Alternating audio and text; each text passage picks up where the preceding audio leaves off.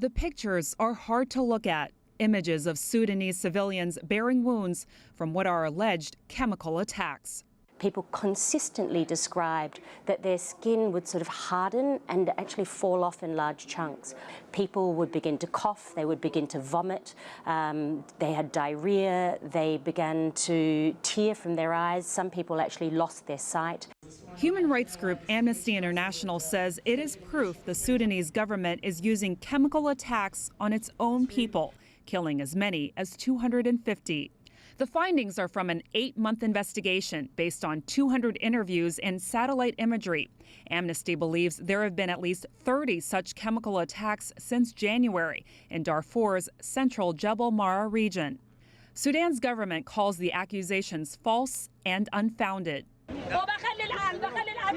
Darfur has been torn apart by a brutal civil war for more than a decade after 2 rebel groups rose up against the government, accusing it of neglect.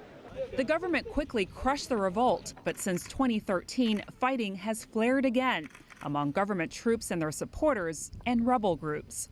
The United Nations estimates the conflict has killed more than 300,000 and displaced more than 2.5 million.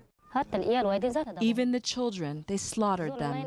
Those who were elderly, without a relative to take them away, were gathered 5 or 6 in one house and set on fire.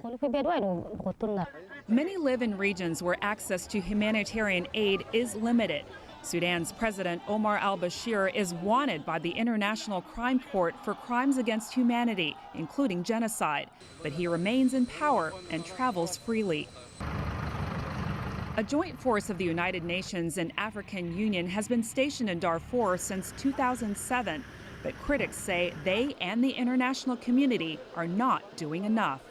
We need to have the sort of international engagement on Sudan that the level of this crisis actually requires. Frances Coe, CCTV, Washington.